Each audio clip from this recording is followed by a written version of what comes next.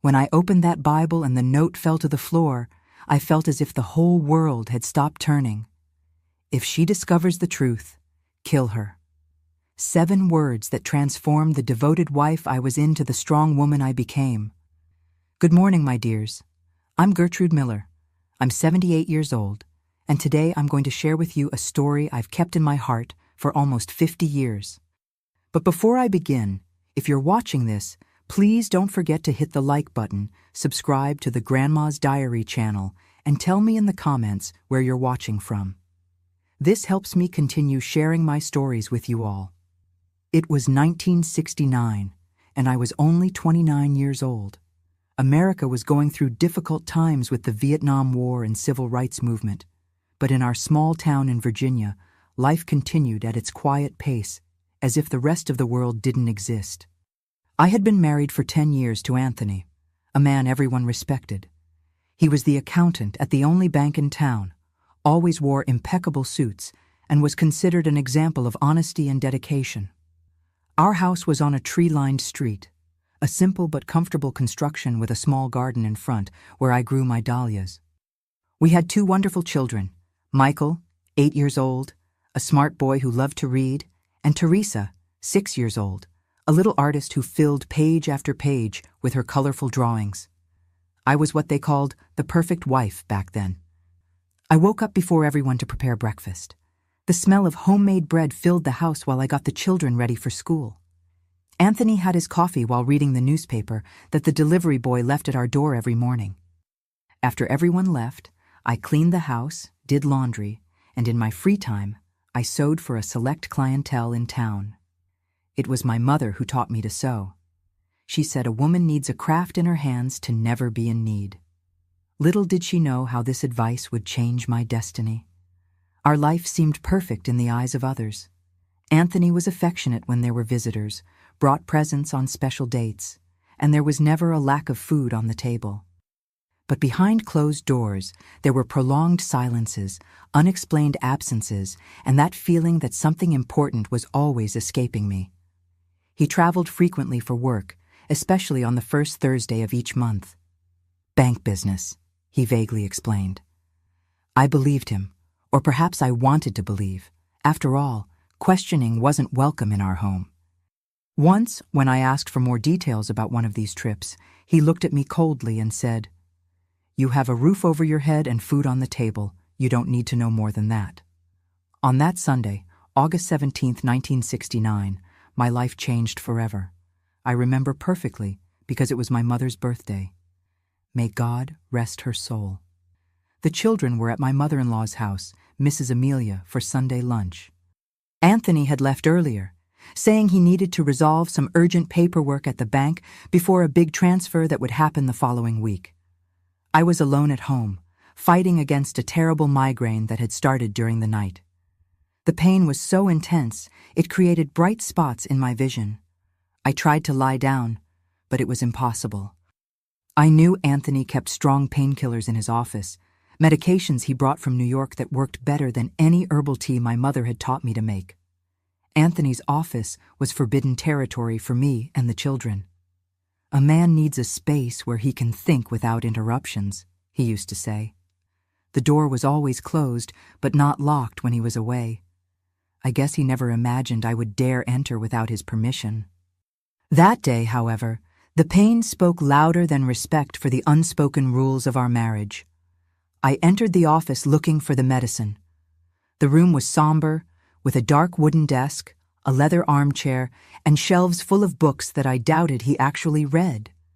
There was a characteristic smell in the air, a mixture of tobacco, old paper, and that imported cologne he used only on business trips.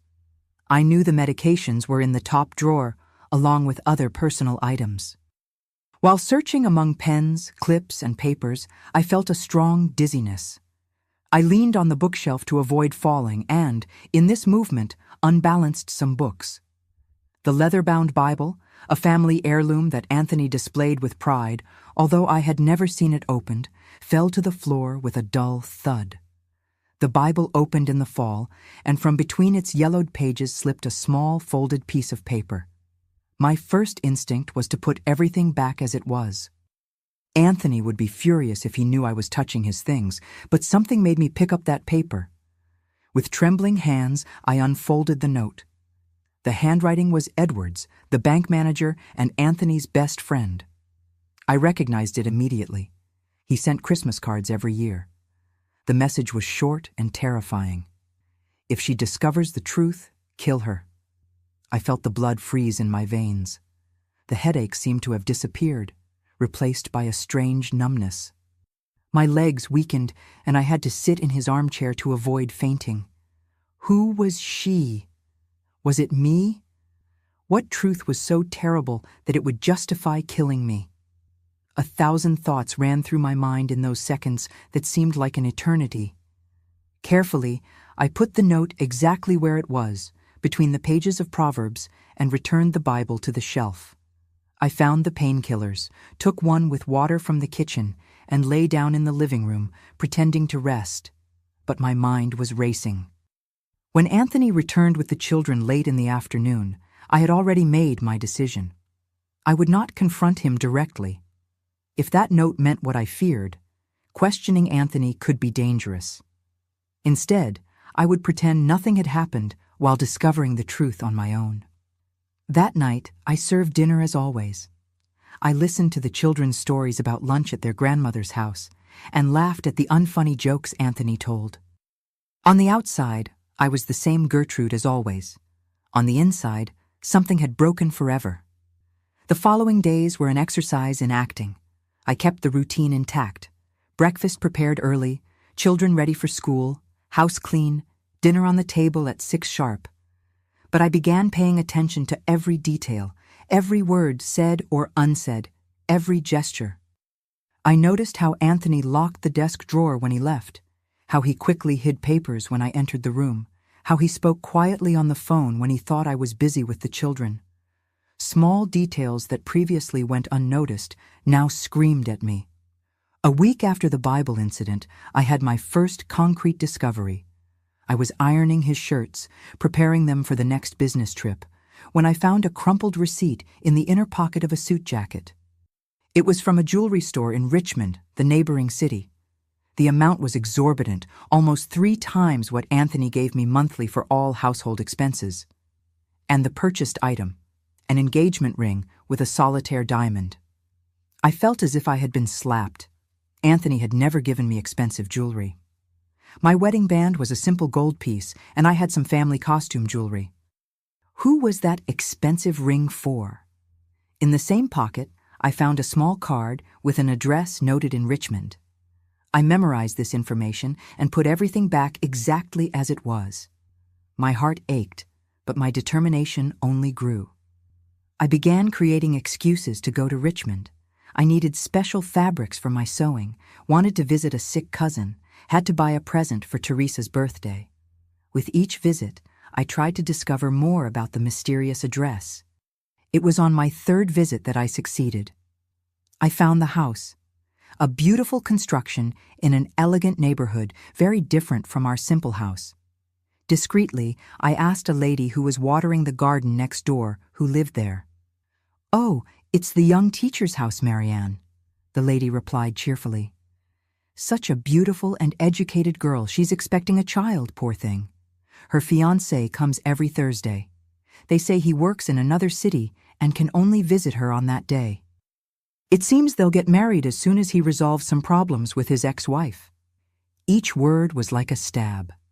First Thursday of the month, exactly the day of Anthony's business trips. The ex-wife would be me. I was already being considered part of the past while living under the same roof as him. I returned home that day with a heavy heart, but with a growing certainty. My marriage was a farce, and I needed to discover more about what Anthony was planning. In the following days, I continued my silent investigation. I befriended Mrs. Irasema, the bank's new secretary, a widow recently arrived in town. Through seemingly casual conversations during our meetings at the market or at church, I collected information about Anthony's work. "We're all so busy with this big transfer happening at the end of the month," she innocently commented after Sunday Mass. "Your husband and Mr. Edward stayed late reviewing documents. I've never seen so much money together in my life. The big transfer Anthony had mentioned. And curiously, he had already warned me that he would make a special trip precisely on that date, a trip that could last longer than usual. The pieces started fitting together, forming a disturbing picture. Anthony and Edward were planning to divert the money from the transfer. The note, the ring, the house in Richmond, the pregnant woman, all were part of a plan. Steal the bank's money and flee to start a new life with Marianne and the child that was about to be born, abandoning me and the children without a penny, possibly without life. That's when I remembered a strange key I had found in his shaving kit months before. At the time, when I asked what it opened, he said curtly that it was from an old file drawer at the bank and quickly put it away. Now, that key gained new meaning. I waited until he left for work and the children for school, and I began searching. It wasn't in the locked desk drawer, nor in the pockets of his suits, nor in the important documents box. Finally, I found it hidden inside a fake book safe on the shelf. Ironically, a book about business ethics. The key opened a small metal box hidden at the bottom of the wardrobe, behind the travel bags. Inside, I found more evidence of the plan. Ship tickets to Argentina, in the names of Anthony Miller and Marianne Oliveira, fake identity documents, and a bundle of love letters signed by Marianne with references to our future together and the baby, who will soon complete us. The last letter was the most recent, dated just 2 weeks before. My love, only 2 weeks left until we're together forever. I've arranged everything as we agreed. The baby's crib is set up in the bedroom. Can't wait to start our real life away from that suffocating town and that woman who never deserved you. Be careful with the final details of the plan. As Edward always says, if she discovers the truth before time, you know what needs to be done. But I know everything will work out. Soon we'll be the family we always dreamed of being. With all my love, Marianne. Tears ran down my face as I read. 10 years of marriage, 2 children, thousands of dinners served punctually, clothes washed and ironed, nights awake caring for sick children. All this would be discarded like garbage, and worse, if I discovered the plan, I would be eliminated. At that moment, sitting on the bedroom floor, with the evidence of betrayal and crime in my hands, I made a decision that would change the course of my life forever. I would not be a victim. I would not be eliminated. I would use everything I discovered to guarantee the future of my children and my own future. Carefully, I put everything back as it was and locked the box, returning it to its hiding place. The key went back to the fake book safe on the shelf. Nothing would reveal that I had discovered the truth. Now I had only 2 weeks until the big heist, 2 weeks to elaborate my own plan. And while preparing dinner that night, smiling at Anthony as if nothing had changed, I already knew what I needed to do. Looking back today, I see how that migraine was actually a blessing in disguise. If I hadn't entered that office, if the Bible hadn't fallen that way, if the note hadn't slipped to the floor, my story would have a very different ending. And you, my dears, have you ever had a moment in life when a small accident revealed a great truth? Leave it in the comments. I love reading your stories. After discovering the whole truth, I spent the night awake. The children slept peacefully, not imagining that our world was about to collapse. Anthony snored beside me, his heavy sleep of someone who carries no guilt. And I, lying with eyes open, saw the moonlight enter through the window, while planning each step of the following days. I had exactly 2 weeks until the date of the big bank transfer they intended to steal. 2 weeks to act before Anthony executed his escape plan with Marianne. 2 weeks to save my life and that of my children. Early the next morning, I began executing my plan. First, I needed my own money. I couldn't depend on the household savings that Anthony rigidly controlled. Luckily, I had been secretly saving the money from my sewing. It wasn't much, but it would be enough for the first steps. Women of my time didn't have bank accounts. I commented to my wealthiest client, Mrs. Eulalia, widow of a rancher, while adjusting the dress for her niece's wedding. Anthony says we don't need that. that he takes care of everything. "Nonsense, Gertrude," she exclaimed. "Every woman needs her own money. I'll take you to the bank manager in Richmond tomorrow. Edward and your husband will never know." That's how I opened my first bank account at another bank in another city. I deposited all the money I had saved over the last 5 years. It seemed little to restart a life, but it was a beginning. The second step was to collect evidence. I needed solid proof of the criminal scheme, not just the love letters and the tickets. If something went wrong and Anthony noticed my intentions, I would be the perfect victim. The jealous wife, making up stories for revenge. On mornings when Anthony left earlier for work, I would sneak into his office. Careful to leave everything exactly as I found it, I photographed documents with a small Kodak camera I had bought in Richmond. It was a simple Instamatic that fit in the palm of my hand, easy to hide among my fabrics and sewing threads. Each new document revealed more details of the scheme. Anthony and Edward had been diverting small amounts for at least 3 years, using ghost accounts of elderly or deceased clients.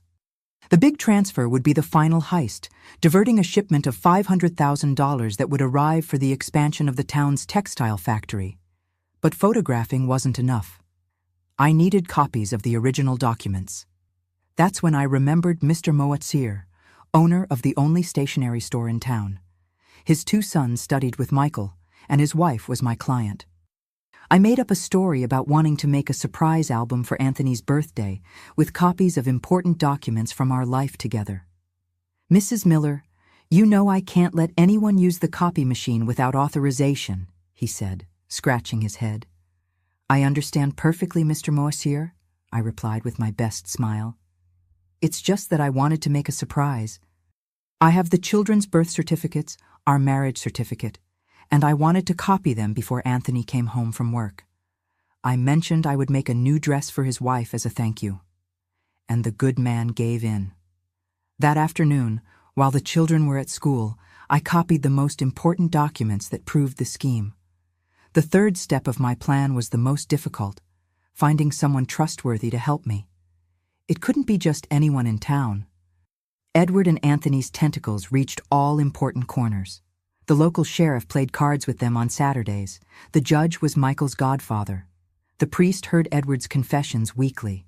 That's when I remembered Inspector Mendez, a man from the capital who came periodically to inspect the bank. Anthony always complained about him, calling him the self-righteous incorruptible. He was exactly the type of person I needed.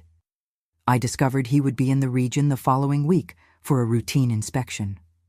Through Mrs. Irasima, the bank secretary, I learned he would be staying at the small-town inn for 3 days. I carefully prepared an envelope with copies of the most important documents, photos, and a letter explaining the whole situation.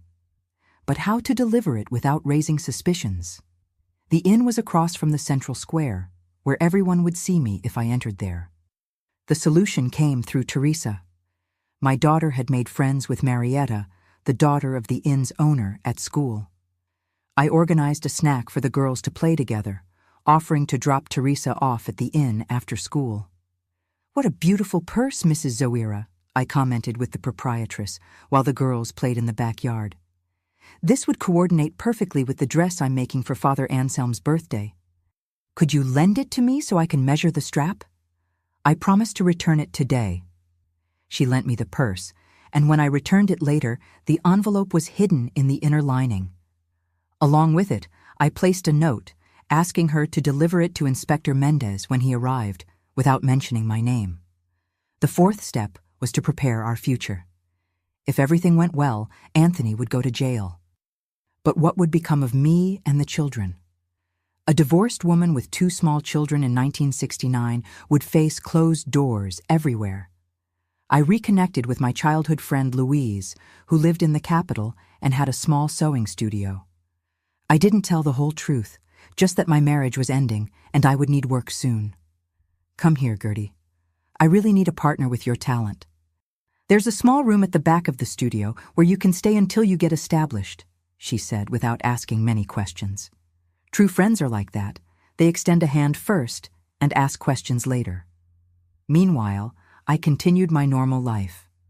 I prepared Anthony's favorite meals, took care of the children, did my sewing. At night, when everyone was asleep, I separated documents, packed a small suitcase with the essentials, and mentally calculated how long it would take to reach the capital if we needed to flee in a hurry. The week flew by. Anthony was increasingly nervous, frequently meeting Edward outside working hours. On the eve of the big transfer, I noticed him watching the children during dinner with a strange, almost melancholic look. Was he feeling remorse for abandoning them? On Wednesday, one day before the money arrived at the bank, I received a discreet sign that my plan was working. Mrs. Iritsama stopped by my house with the excuse of ordering a dress. Inspector Mendez asked for extra documents today of all transfers from the last 6 months, she whispered while I took her measurements. Mr. Edward and your husband are white as paper. My heart raced. The inspector had received my envelope, was investigating, but the danger also increased. If Anthony suspected, he could act before planned. That night, during dinner, I noticed Anthony watching me intently as I served the soup. His gaze alternated between me and the children, as if seeing us for the last time. A chill ran down my spine.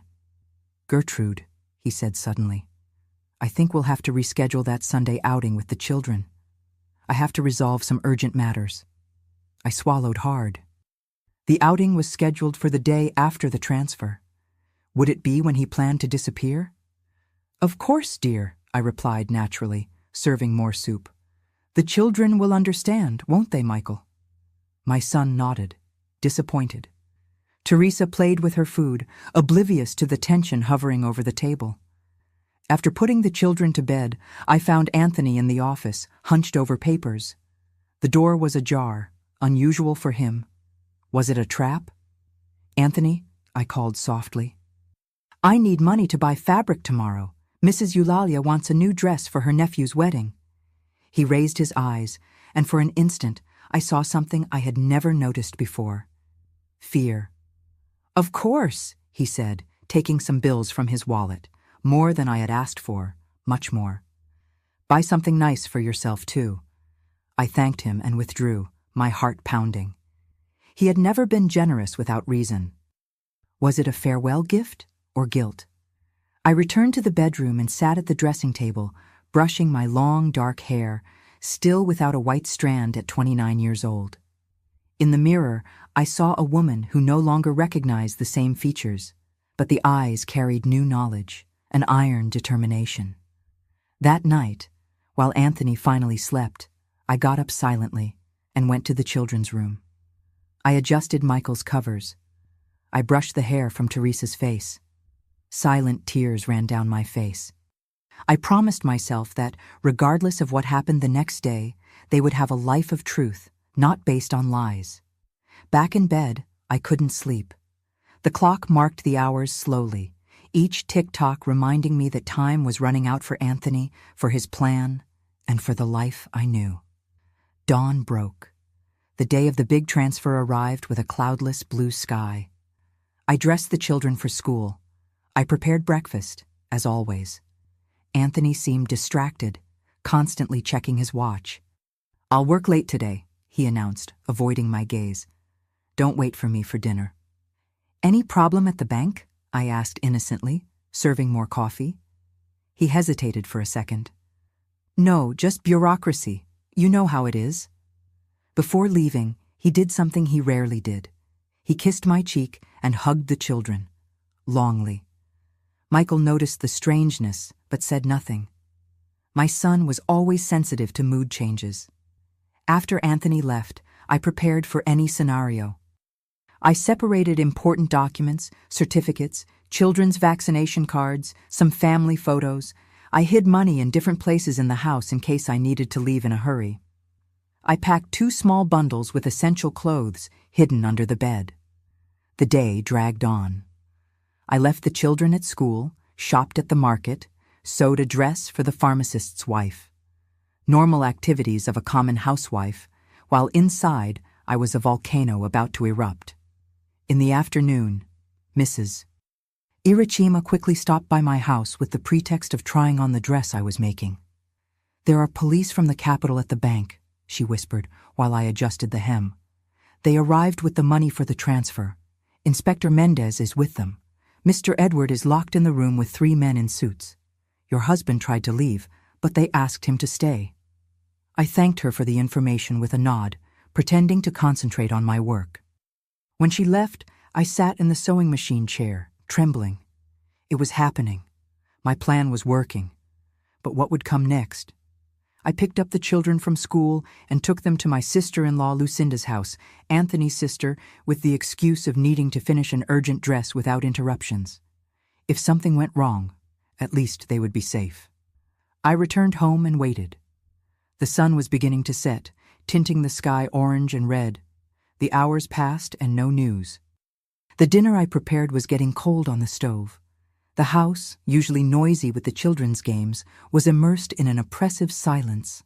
At 8 o'clock, I heard sirens. My heart almost stopped. I ran to the window and saw 3 police cars passing quickly down the street toward the center of town, where the bank was located. Half an hour later, loud knocks on the door startled me. I opened with trembling hands, expecting to find police officers. It was Lucinda, my sister-in-law, pale and breathless. "Gertrude, have you heard? Anthony and Edward were arrested. They're saying they tried to steal the money from the textile factory's transfer. A scandal. The entire town is in the square." I pretended surprise and shock, grabbing the doorframe as if I needed support. "It can't be. There must be some mistake." "There's no mistake," she replied, entering and closing the door behind her. Inspector Mendez received an anonymous tip with evidence, documents, photos, everything. They had been diverting money for years, and there was more. She hesitated, looking at me with a mixture of pity and embarrassment. "But what, Lucinda?" I asked, although I already knew the answer. "They found tickets to Argentina in Anthony's name and a woman called Marianne. They say she's pregnant in Richmond." I let myself fall into the chair, covering my face with my hands. I didn't need to pretend shock or pain. They were real, even though I already knew the whole story. One thing was discovering the betrayal in secret.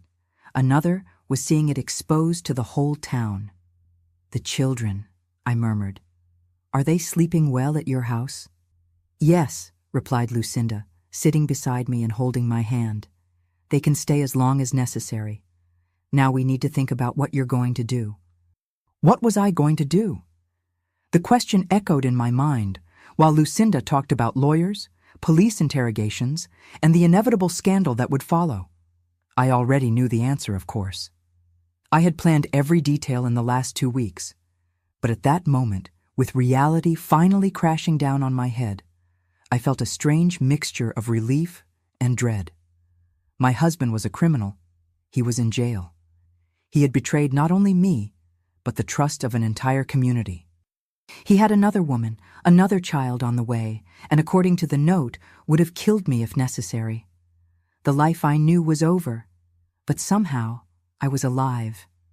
My children were safe, and for the first time in 10 years of marriage, the future, uncertain and frightening as it seemed, was in my hands.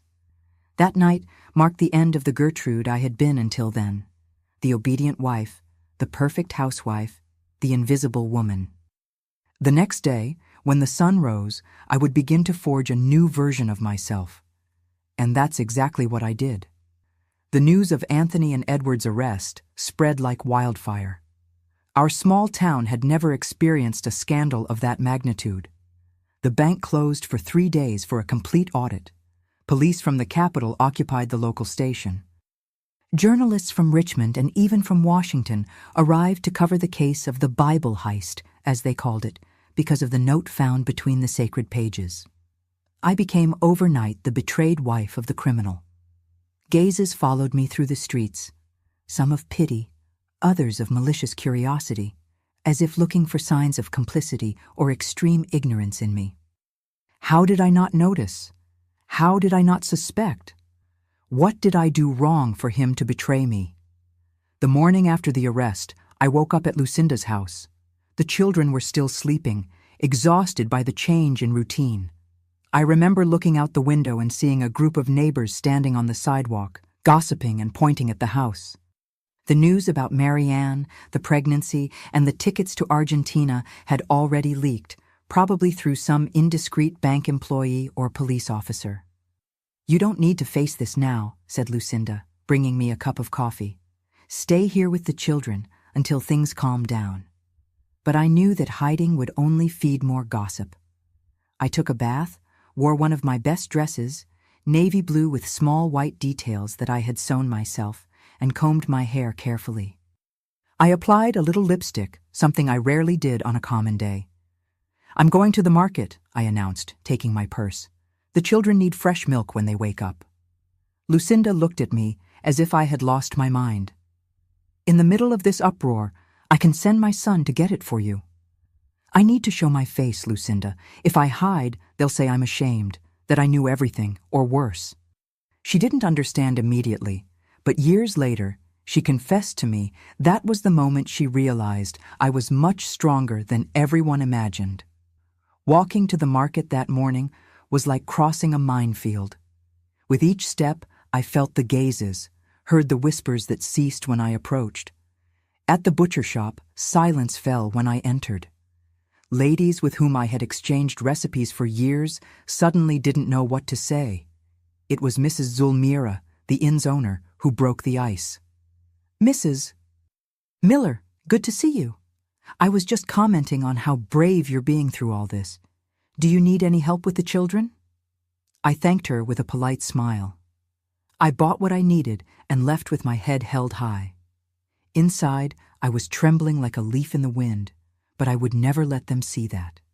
That small victory, facing the market, gave me strength for what would come next. At the sheriff's office, I was informed I needed to go to the capital to give a statement. The authorities wanted to confirm I wasn't involved in the scheme. The thought of facing Anthony in an official environment terrified me, but I had no choice. "The children will be fine with Lucinda," Sheriff Valente assured me, a middle-aged man with tired eyes. "You'll be back the same day." 3 days after the arrest, I boarded the 5 a.m. bus to the capital. I wore a somber gray outfit that I had spent the previous night adjusting so it would look impeccable. I carried in my purse the children's photos, an embroidered handkerchief my mother had given me, and the little money I had managed to gather. I didn't know what to expect. At the central police station, I was led to a room where 3 men awaited me. Inspector Mendez, whom I knew only by sight, a prosecutor, and a clerk. They offered me coffee, which I accepted more to have something to occupy my trembling hands than out of thirst. "Mrs. Miller," Inspector Mendez began, "we want to make it clear that you are not accused of anything. We're just trying to understand the whole scheme. Your husband and Mr. Edward maintained a sophisticated system of money diversion for at least 3 years. I nodded, feeling a lump in my throat. "Were you aware of these activities?" asked the prosecutor, observing me over his glasses. "No, sir," I replied firmly. "I discovered everything 2 weeks ago by chance." I told him about the note in the Bible, the investigations I made, the discoveries about Marianne. I omitted only that it had been me who anonymously sent the evidence to Inspector Mendez. Something told me to keep this detail secret. The statement lasted almost 4 hours. They answered my questions about the legal process. They explained that we would probably lose the house, which was financed by the bank, and that Anthony would face several years in prison. "And what about her?" I asked, unable to pronounce Marianne's name. The inspector exchanged glances with the prosecutor before answering. "Miss Oliveira denies involvement in the criminal scheme, claims she believed her relationship with Mr. Miller was legitimate, that he was getting divorced. She is 7 months pregnant and will not be indicted unless evidence of her participation emerges."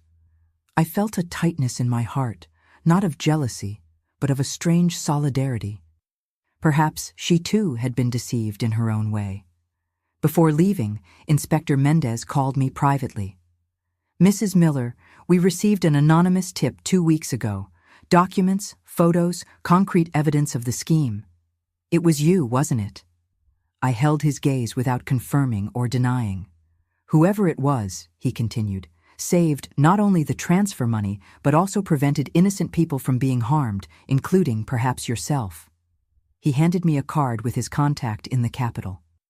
If you need anything, don't hesitate to contact me. You demonstrated extraordinary courage. I returned home that night with the certainty that a phase of my life had definitely ended. On the bus, watching the landscape gradually darken, I made a promise to myself. The children would never suffer for their father's choices. I would give them a dignified life, full of love and honesty. The following days were a whirlwind. I received an official notification to vacate the house in 30 days. The bank would reclaim it as part of the compensation for the losses. I had to explain to the children in the most delicate way possible that their father had done something wrong and would be absent for a long time. "Doesn't he love us anymore?" asked Teresa with her big eyes full of tears. "What happened has nothing to do with love for you," I replied, hugging her. "Sometimes adults make serious mistakes and need to face the consequences, but Mommy is here and always will be." Michael, older and sensitive, asked if he could visit his father.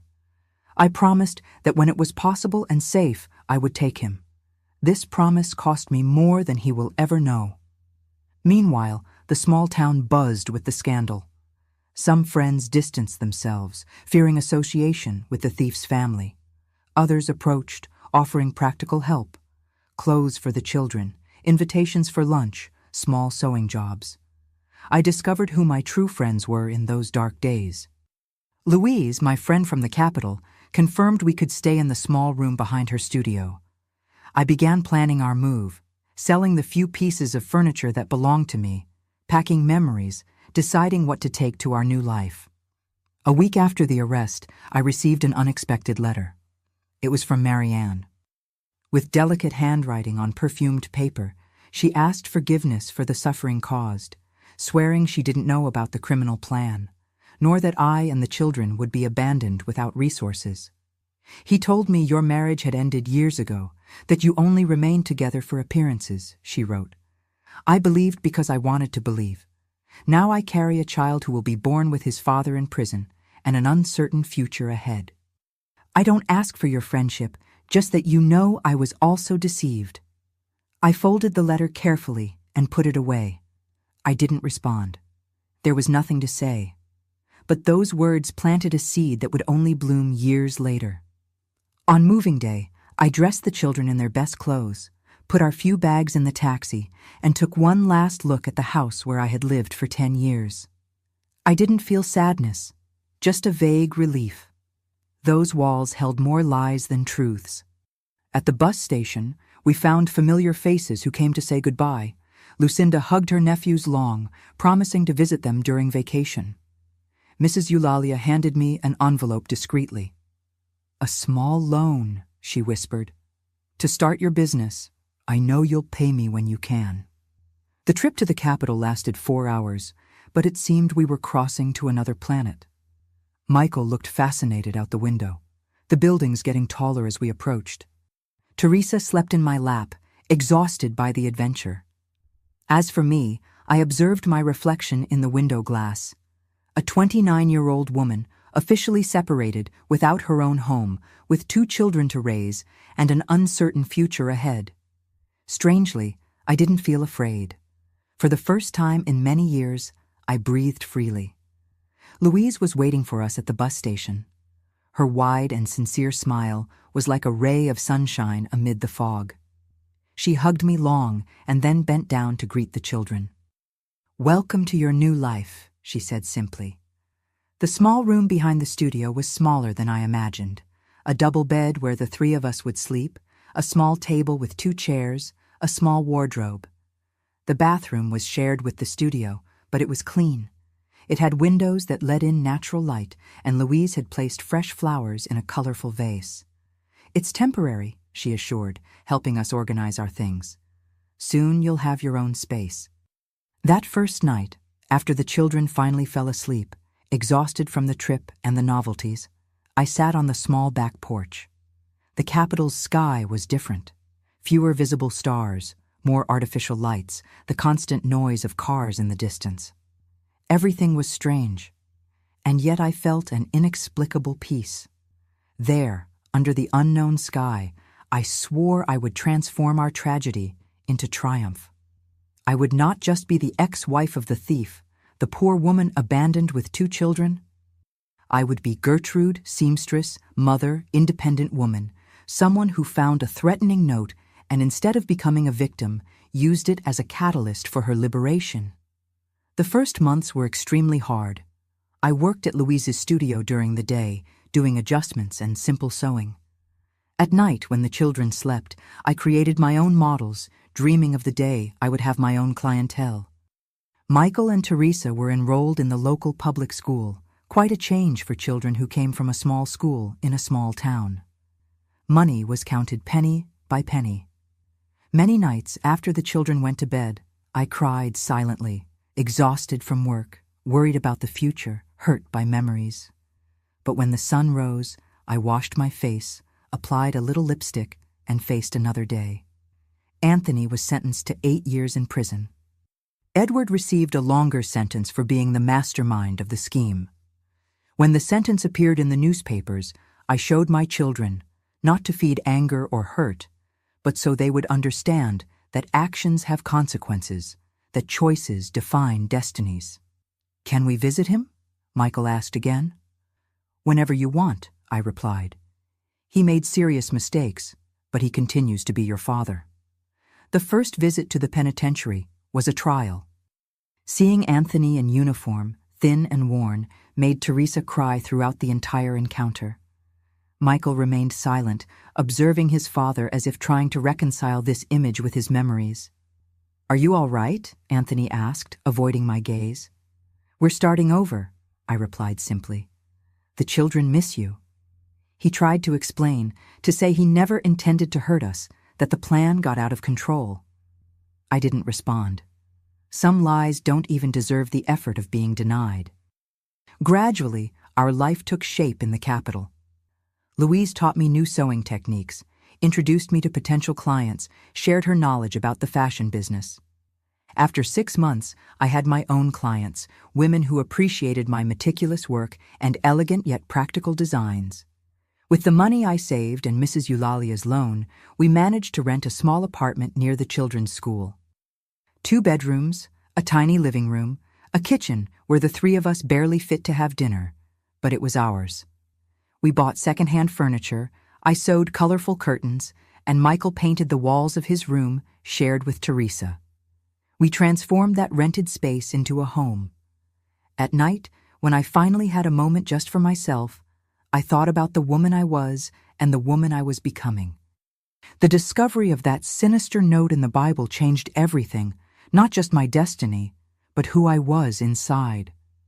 The submissive and insecure wife had been left behind, along with the house in Virginia and the lies that sustained it. Sometimes I wondered about Mary Ann and the child. Had they stayed in town facing the stigma? Had they returned to her family? Would that baby, half-sibling to my children, ever know about Michael and Teresa? Life continued its course with small daily victories. Teresa learned to read and devoured all the books we could borrow from the library. Michael excelled in mathematics, dreaming of becoming an engineer. I expanded my clientele. My reputation as a seamstress grew, and some party dresses I created were praised in social columns of small newspapers. It was 1971. I was 31 years old, and for the first time since I could remember, I felt in control of my own destiny. It wasn't rich, it wasn't easy, but it was authentic. It was mine. And it was then that destiny decided to bring another twist to our story. It was a Wednesday in October 1971 when the past knocked on my door. Literally. I had just turned 31 and finally began to reap the fruits of my hard work. My small atelier, installed in the living room of our apartment, gained recognition among middle-class ladies of the capital. It wasn't luxurious like the big fashion salons, but I had loyal clients who appreciated my meticulous work and fair prices.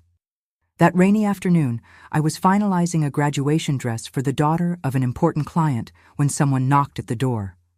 Michael, then 10 years old, ran to answer before I could clean my hands full of pins. "Mom," he called with a hesitant voice that immediately alerted me. "There's a lady here with a baby." I put the pins in the case, quickly adjusted my hair, and went to the door.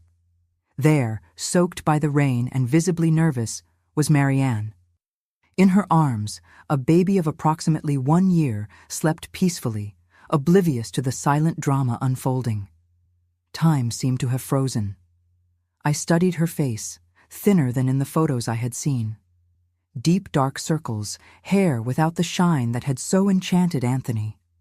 Her eyes, however, maintained the same determination I recognized in her letter. "Sorry to appear like this," she finally said, her voice almost a whisper. I didn't know where to go. For an instant, all the feelings I had repressed threatened to overflow. Anger, hurt, indignation. How dare she appear at my door, bringing the fruit of the betrayal that destroyed my family? But then I looked at the sleeping baby, with chubby cheeks and long eyelashes like Michael's when he was a newborn. An innocent child who didn't ask to be born into that mess. "Come in," I said simply, opening the door wider. "You're soaked." Michael watched the scene open-mouthed, trying to understand who those visitors were. Teresa, who was playing in the bedroom, appeared curious upon hearing unfamiliar voices. "Children, this is an acquaintance who needs help," I explained, avoiding labels or complex explanations at that moment. "Michael, get a clean towel from the closet. Teresa, put water on to heat. We're going to make tea." While the children fulfilled their tasks, I indicated the sofa for Marianne. She sat on the edge, as if fearing to occupy too much space, still holding the baby firmly against her chest. "Is it a boy?" I asked, trying to break the ice while Michael returned with the towel. "Yes," she replied, gently drying her son's face. "Charles, he's 10 months old." I offered tea and cookies, which she accepted with trembling hands. The children, sensing tension in the air, made up an excuse to go play in the bedroom.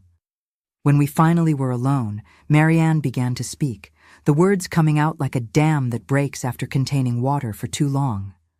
"I lost everything, Mrs. Miller.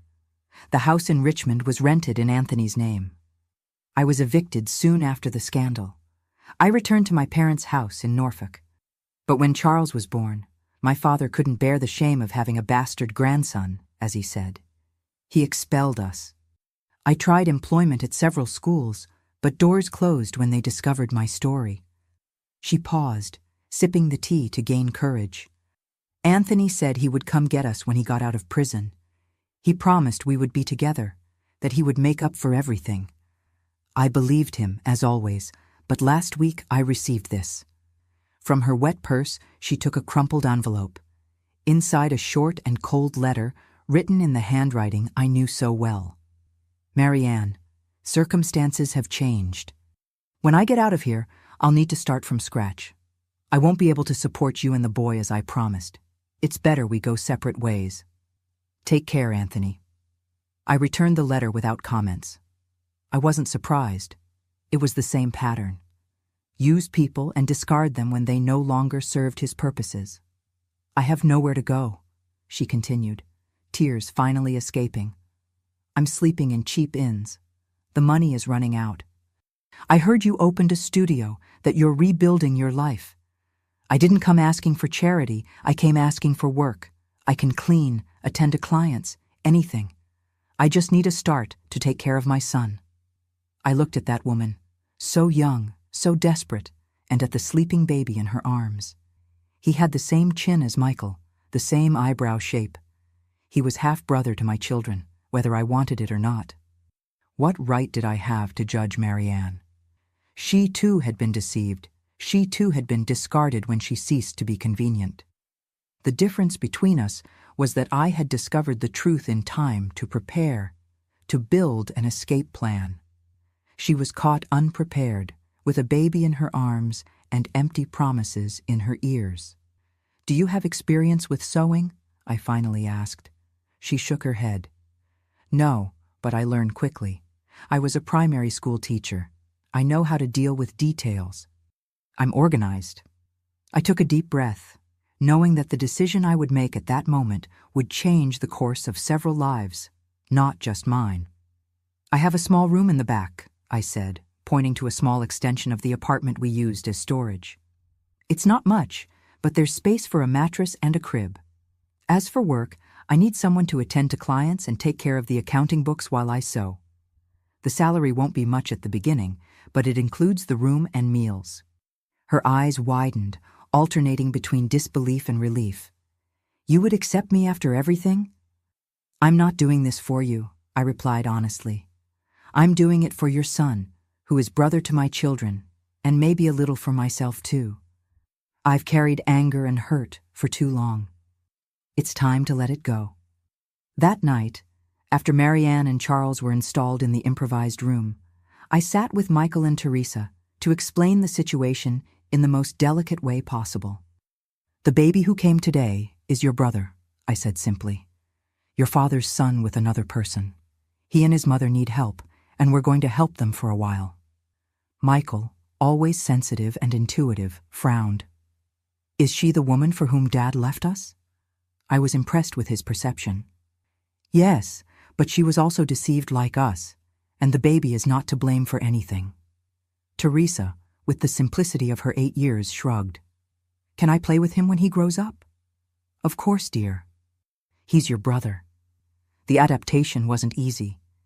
In the first days, Marianne could barely look me in the eye, ashamed and grateful at the same time. The children oscillated between curiosity and confusion. Neighbors gossiped when they saw us together at the market or taking the children to school. The betrayed wife and the mistress under the same roof was material for scandal in any era, especially in the conservative 1970s. But gradually a routine was established. Marianne had a natural talent for organization. In a few days, she reorganized the studio, created a scheduling system for clients, and took over all the administrative part I so neglected. With her taking care of these aspects, I could focus exclusively on the creations, increasing our productivity. The children adapted more quickly than I imagined. Teresa adopted the role of older sister with enthusiasm, enchanted with the baby who smiled at her. Michael, although more reserved, frequently helped Marianne with small tasks, especially when he perceived she was overwhelmed. At night, after the children slept, sometimes we would talk in the small kitchen, two women united by the same man who betrayed them, trying to understand how to move forward. "How did you discover?" she asked one night while mending a pair of Charles's overalls. "About us, about the plan." I told her about the note in the Bible, the investigations, the evidence I gathered. She listened in silence, hands paralyzed over the fabric. "You sent the evidence to the inspector," she concluded, "not as an accusation, but as recognition. That's why he was arrested before fleeing." "I did what I needed to protect my children and myself." She nodded slowly. "I would have done the same if I had known." On another night, when Charles had a fever and we took turns monitoring him, she confessed to me how she met Anthony. "It was my first year as a teacher. He came to the school for a lecture on financial education for children. He was so charming, so attentive. He said he was separated, that he only kept up appearances in the small town because of his position at the bank. I believed every word." It wasn't hard to understand how she had been deceived. I myself, who lived 10 years with him, never suspected his duplicity until I found that note. The months passed, and something unexpected happened. We began to function as an unconventional family. We shared responsibilities, meals, small joys, and daily concerns. Marianne revealed herself to be an excellent storyteller, enchanting the 3 children before bed. I taught her the secrets of sewing, surprised by her ability to learn complex techniques. The studio prospered. With Marianne organizing the administrative part, I could accept more orders, including wedding dresses that paid better. At the end of 1972, we moved to a larger space, an apartment with 3 bedrooms in the same neighborhood, with a spacious living room that we transformed into a more professional studio. It was at this time that I received an unexpected visit. I was alone in the studio, finalizing a dress, when the intercom rang. "Mrs. Miller," said the doorman, "there's a gentleman called Edward wanting to speak with you." Edward? The name caused a chill. The former bank manager, Anthony's partner in the fraudulent scheme, the author of the note that had changed my life. Send him up, I decided after a moment of hesitation. The man who entered my studio was unrecognizable. The Edward I knew was elegant, always in a well-cut suit and impeccable hair. This man was thin, pale, with prematurely gray hair and deep, dark circles. "Thank you for receiving me," he said, refusing the coffee I offered. "I was released 3 days ago, reduced sentence for good behavior." I remained silent, waiting for him to explain the reason for the visit. "I came to ask forgiveness," he continued, looking at his own hands. "I know I don't deserve it, that you probably hate me. The note was Anthony's idea. He feared you would discover about Marianne, about the money. He said it was just a precaution, that it would never be used." I believed, or wanted to believe. "Why are you telling me this now?" I asked, keeping my distance. "Because I spent 3 years in prison thinking about the man I became, about what we almost did to you, the children. Anthony feels no remorse, you know? He blames everyone except himself. But I can't live with this weight anymore." I studied his face for signs of manipulation, but I saw only exhaustion and genuine shame. "What do you intend to do now?" I asked. "Return to my hometown in the South. My brother has a small business there. He promised to give me a chance. I know I can never fully compensate for the harm I caused, but I want to try to live honestly from now on." When he got up to leave, he said something that surprised me. "Your denunciation saved many lives, did you know? Not just your own. If we had managed to flee with that money, many families would have lost their savings. Jobs would have been destroyed when the factory couldn't expand. Your courage made more difference than you imagine." After he left, I stood at the window for a long time, watching the busy street below. Edward's visit brought up memories I tried to keep buried, but also brought a strange sense of closure. The man who had written those threatening words was repentant, seeking redemption. That didn't erase the past, but somehow made the present lighter. When Marianne returned with the children from school, I didn't mention the visit. Some bridges with the past are better left behind. 1973 brought new challenges and opportunities. Michael, now 12 years old, stood out more and more at school, especially in sciences and mathematics. Teresa, at 10, revealed talent for drawing. Her illustrations began to inspire some of my models. Charles, almost 3 years old, was a happy and curious child who called me Aunt Gertie and Marianne simply Mommy, without yet understanding the complexity of our situation. It was in this year that we made a decision that would definitely change the course of our lives. An influential client, owner of a fine fabric store, offered me a partnership in a new venture, a boutique in the city center focused on custom-made clothes for special occasions. "You have the talent, I have the capital and contacts," she explained. "We can transform your home studio into a real business with a storefront and everything else." The opportunity was tempting, but frightening. It would mean a larger investment, more responsibilities, more visibility. "I need to talk to my partner," I replied, using the term we had adopted to describe Marianne to strangers, avoiding complicated explanations. That night, after the children were asleep, I put the proposal on the table in our small kitchen. "It's risky," pondered Marianne, always cautious with finances since our experience with men who manipulated money. "But it's also the chance we've been waiting for. If it works out, we can give the children a better education, maybe even buy a house someday." We discussed until late, weighing pros and cons, making calculations on pieces of paper, dreaming a little too. In the end, we decided to accept. The home studio had sustained us in difficult times, but it was time to grow. "Confections by Gertrude," I suggested as a name. "How about something more modern?" Marianne countered. "Atelier Nouveau, or something like that?" We laughed together, realizing how we had become a real team over the years. Two women broken by the same storm, who learned to rebuild together what they had lost separately. The next day, when I informed my client that we accepted the proposal, she smiled with satisfaction. "I knew you would say yes. I've already reserved the space. that store on Madison Avenue that closed last month. It will need renovation, of course, but it has potential. In 3 frantic months, we transformed the empty space into an elegant boutique. Marianne revealed talent for decoration, creating a sophisticated environment with limited resources. We hired 2 seamstresses to help with basic orders, while I dedicated myself to exclusive pieces, which would be our trademark. The inauguration was a small local event with cheap champagne in borrowed glasses and appetizers prepared in our own kitchen.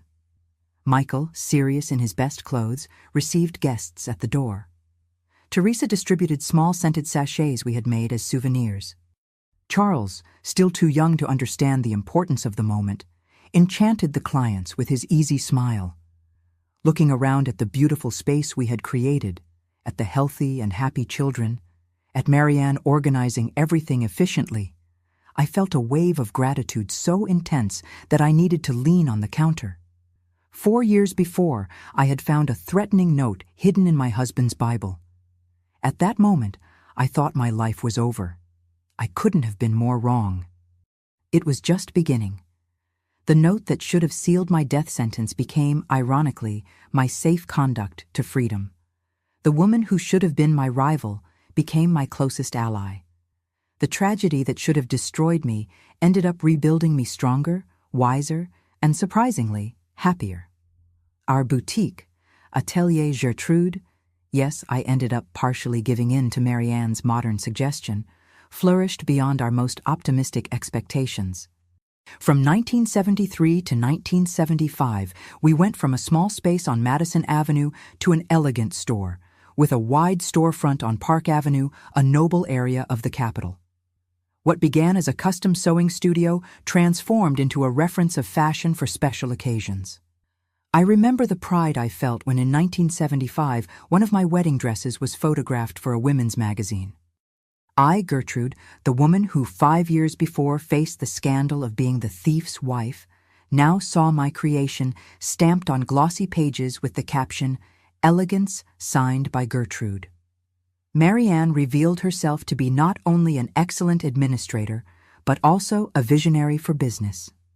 It was her idea to expand to a small line of ready-to-wear dresses, more accessible than custom-made, but maintaining the quality that characterized us. We created the Young Gertrude line, inspired by Teresa's drawings, already a teenager with evident artistic talent. Our unusual partnership, the betrayed wife and the ex-mistress, became a discreet subject in the city's social circles. Some people turned up their noses, finding the arrangement scandalous. Others admired our ability to overcome the past for the sake of the children and the future. Most, fortunately, were too busy with their own dramas to care about ours. The children grew up healthy, each with their distinct personality. Michael, at 14 years old, was a serious and studious teenager, fascinated by engineering and sciences. Teresa, at 12, already showed the artistic temperament that would mark her life, always with a sketchbook under her arm.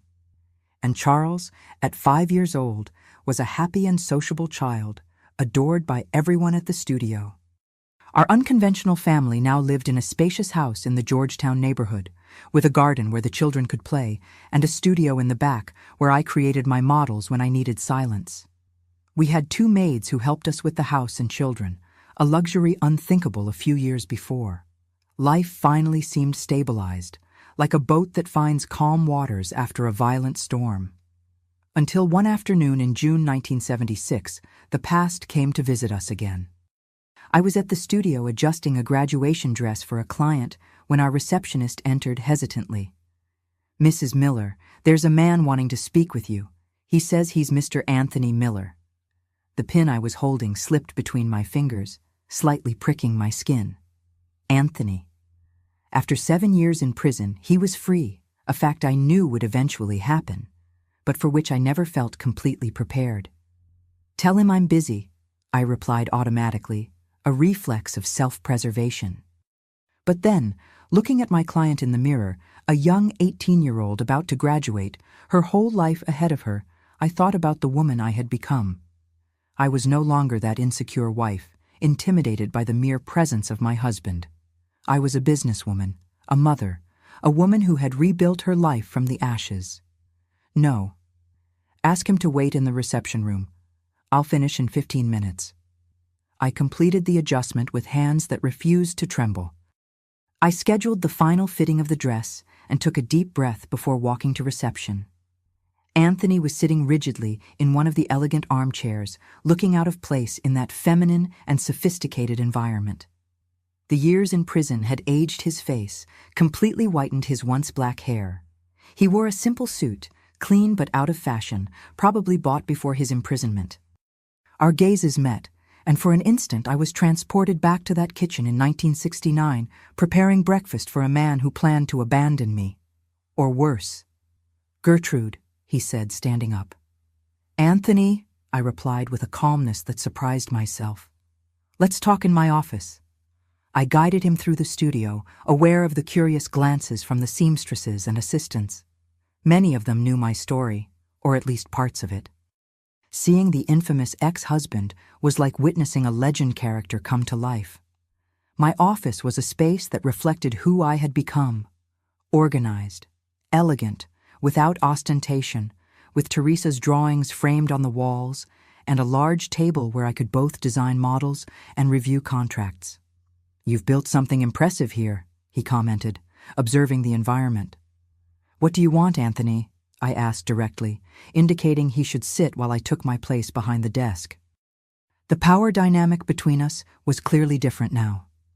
"To see my children," he replied, looking at a photo frame on my desk that showed Michael and Teresa at their middle school graduation. "I was released a week ago. I'm living in a boarding house near here. Michael is 15 years old now. Teresa, 13. They're no longer the children you left behind." "I know," he said, rubbing his hands nervously. "I received the letters and photos you sent. Thank you for that, for maintaining that connection, even after everything." I nodded silently. Despite everything, I had always kept my promise to keep the children connected to their father. I sent photos, school reports, important news, allowed them to visit him when they showed interest, although these visits had become increasingly rare over the years. "I also want to see Charles," he added, surprising me. "Charles? You rejected your own son. Marianne showed me your letter." A blush of shame hit his aged face. "I was desperate, Gertrude. I thought it would be easier for everyone if I simply disappeared from your lives. But in prison, I had too much time to think, to regret." I studied his face, looking for signs of the old Anthony, the manipulator, the charming liar who had deceived not just me, but an entire town. I found only a worn, middle-aged man carrying the weight of his choices. "I can't decide for Marianne about Charles," I finally replied. "As for Michael and Teresa, they're almost adults now. The choice to see you or not should be theirs." "That's fair," he agreed. "Are you with someone now?"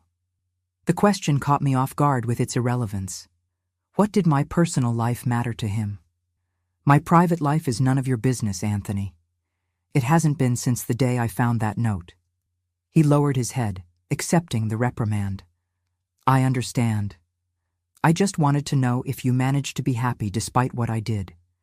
"I'm happy despite you, not because of you," I replied, realizing the profound truth in those words.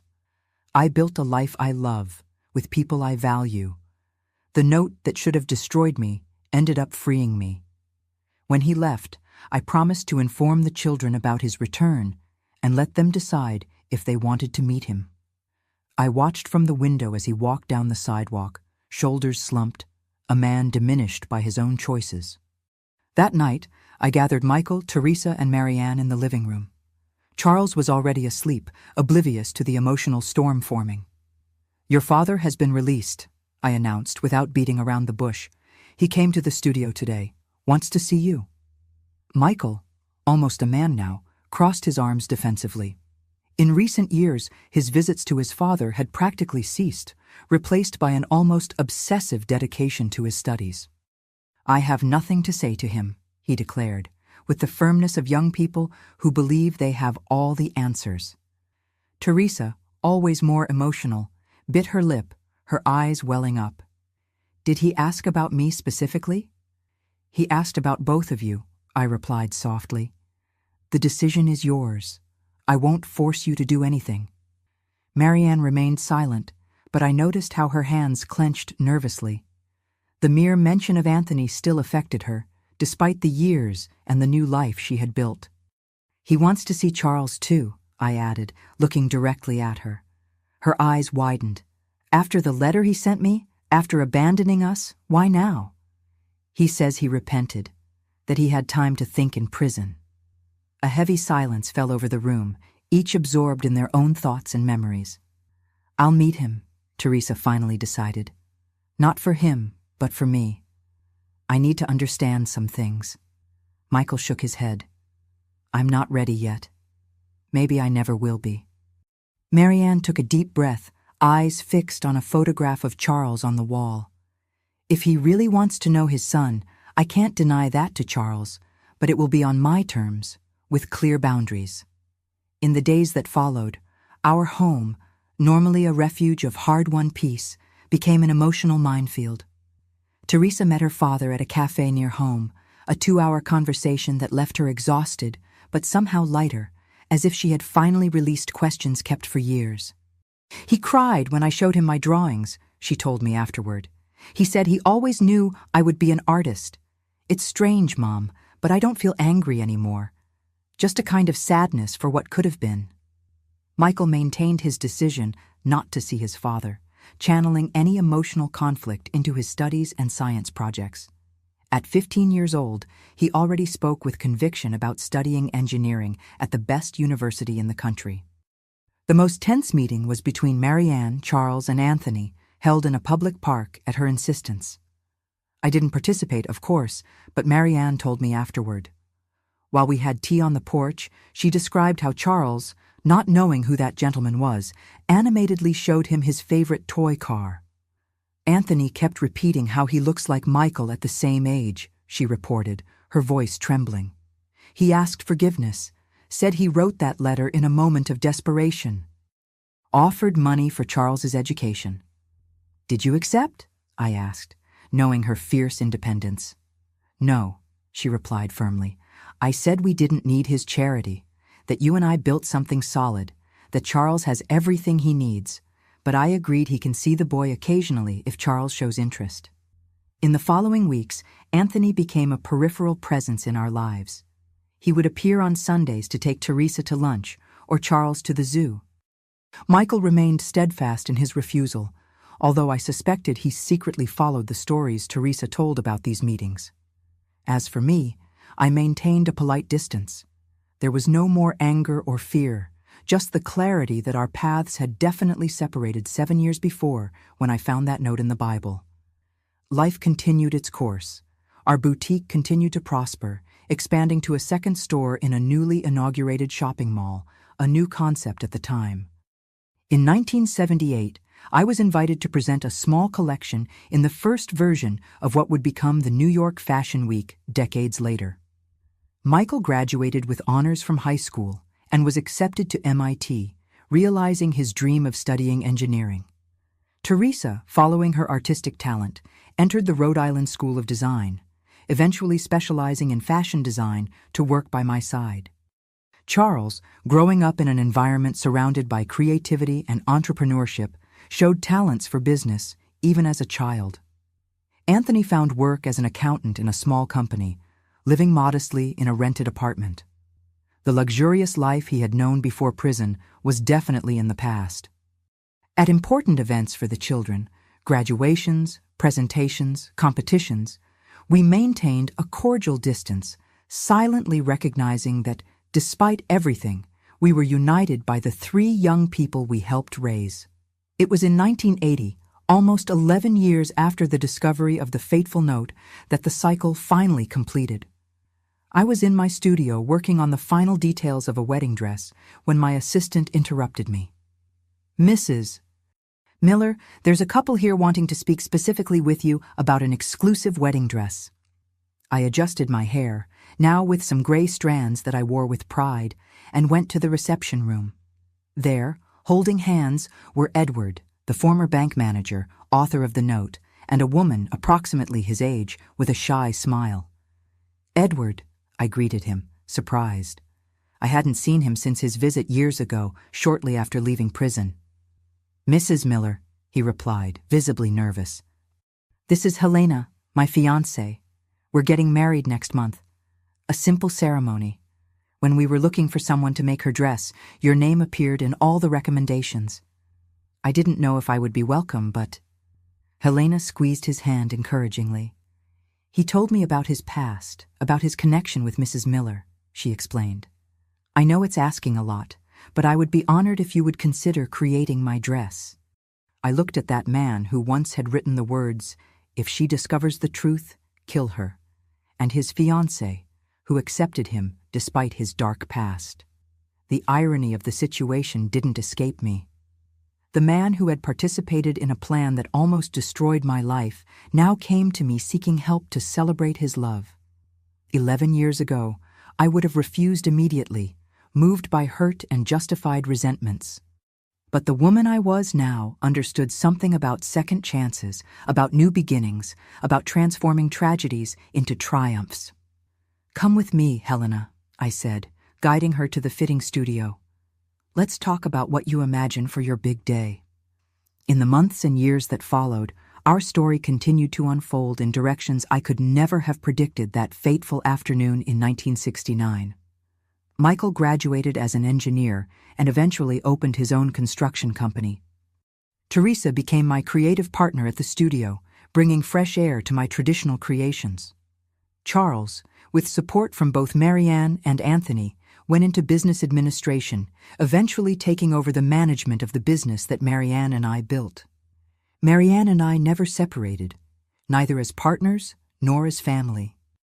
That temporary situation transformed into a lifelong partnership based on mutual respect, deep understanding, and a shared love for the 3 children we raised together. Many didn't understand our dynamic, but we learned to ignore external judgments a long time ago. Anthony passed away in 1995 after a sudden heart attack. At the funeral, we were all there: Michael, Teresa, Charles, me, Marianne. Not for lost romantic love, but out of respect for the man who, despite his enormous mistakes, had connected us in ways none of us could have imagined.